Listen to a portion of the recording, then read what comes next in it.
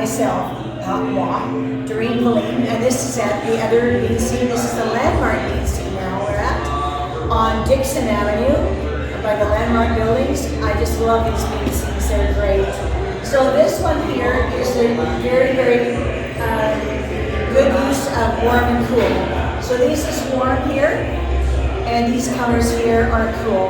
So it should bring those rays out. And this blue darker color sets this in front of that rays. Also, all these warmer colors bring it down, and then you've got deep colors at the bottom to give it perspective. Also, the tree, you're losing lots of different lights, and you're using different shades of green. So you got your bluey green, which is your cool green.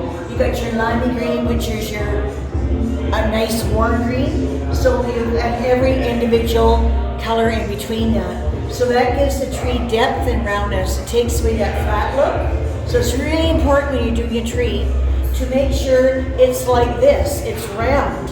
So you want to make that tree round and think of it that way. So all your tips should be a bit lighter color at the top where your sun hits, okay? And then underneath is your shadows, like that. And then inside your tree, make sure the middle has more depth because that's your center of your tree, where your trunk is. So there's no light there. That's where the trunk is. So don't need any light in here. Put your tree on the light on the outside. And so all your different shades of green, that leaf there, you can see it comes out, but that one there is in. This is on top of that one. So make sure you have different shades of green between warm and cool greens. Very, very important. So remember, your cool greens have blue undertones, and your warm greens have yellow, nice warm yellow tones.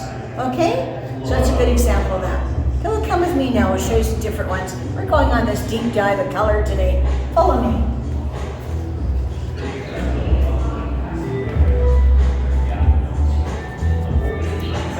So come over here.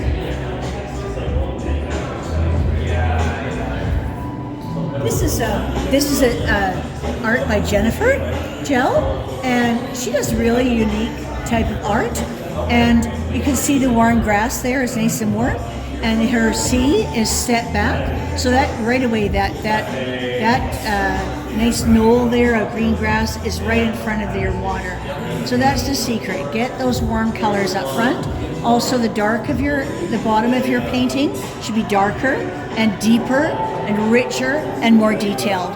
So lots of detail in the bottom, and you're a bit darker at the top. Should be like that one there. It's darker at the top, and then come down, and then dark at the bottom. So that creates this look of depth in your picture. So this one here, she's got lots of detail in the boats, and darker front, and then goes back into the horizon, and you got a cooler, distant look back there, softer colors grayed out. So that gives you the distance in your color. Okay, so this one here is got a bit of a warm tone to it, but that little bird in front is very, very turquoise. It's a real warm turquoise. So that guy sticks right out in front. You see the detail on that post? That gives that bird right up front. It keeps him right up front. Okay? And then she's got a medium tone and her medium distant. So you have your front distant, your medium, and your background. So she's got your three different distances there. Really good. Okay? Another one down here.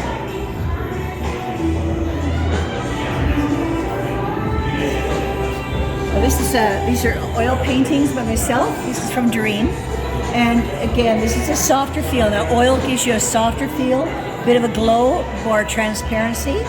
And there is warmer tones back there. So that's done a little bit opposite to what you usually do, because usually I was saying that you put the warmer tones in front. But because these dark is so dark and rich, and the burgundy, that warm red kicks it right out in front. And that sky there goes back. So the mistiness gives you that look that the sun is set back there in the mountains. It's just peeking over. So that's your dawn. Oh, wait, sorry.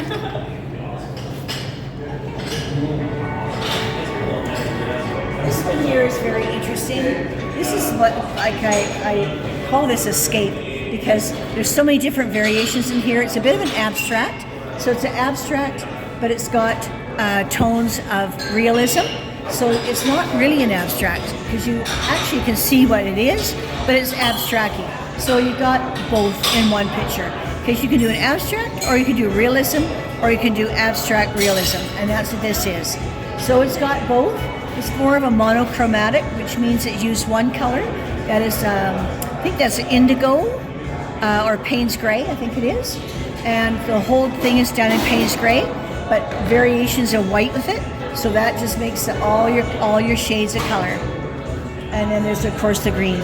Now when you use green, see how there's red in the green? There's red in those bushes. Because when you use green, you should always do the complementary color. So when you do green, just a little hint here. When you use greens, do a little bit of a red in the green, and that gives you your complementary color. When you have blue, you should have a little bit of orange in there, which is that orangey shade there, as a complement. When you do mauve, you should do a little bit of yellow in with it. That's your complement. So try to use a complementary color somewhere in your picture. It doesn't matter where, just put it in somewhere, it just completes your picture.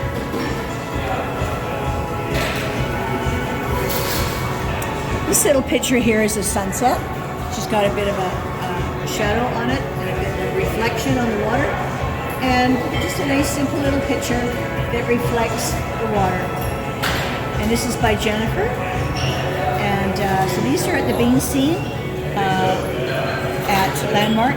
And great little coffee shop. I love these coffee shops. They always promote art. There's different art in here every month. It changes every month. So you get lots of variety. Actually, if you ever want to go on an art walk, this is a great way to do it. Just pick out the 3 Bean Scenes and you could go from Landmark to Ellis and then down to Bandosey, and you've got yourself a nice little art walk, and you can do this all yourself and do a deep, deep dive into color. Thank you everybody for joining me right now into our deep dive of color. This is a great time today, and we got more to come, so press your subscribe button and also your notification button on the top corner, and that way you'll know when we do another video. So please be with us, stay with us. Remember to subscribe to Doreen Velin on YouTube.